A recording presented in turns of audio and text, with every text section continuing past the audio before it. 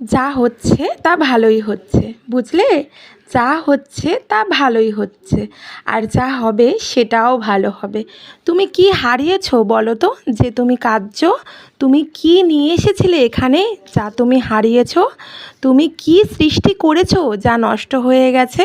তুমি যা নিয়ে এসেছিলে এখান থেকেই নিয়ে এসেছিলে, আর যা দিচ্ছ তা এখান থেকেই দিচ্ছ।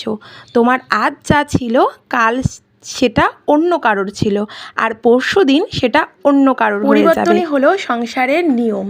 আর এই শ্লোকটা গীতার পাঠে লেখা আছে। আমাদের জীবনের ওপর কিন্তু ভীষণভাবে প্রভাব ফেলে এই কথাটা। কি ঠিক বললাম তো? তোমরা কি বলো?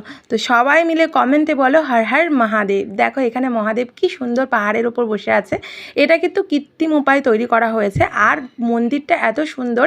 আর তোমাদের লোকেশনটা বলে দিই, এটা কিন্তু তারাপীঠের ভেতরেই পড়ছে। তোমরা যদি কেউ তারাপীঠে ঘুরতে যাও তাহলে কিন্তু এই মন্দিরটা অবশ্যই দর্শন করো। মন্দিরটা এত নিট অ্যান্ড ক্লিন, আর মন্দিরটা এত সুন্দর ভাবার বাইরে, যেখানে ভেতরে প্রবেশ করলে তোমরা রাধা গোবিন্দেরও দর্শন পাবে।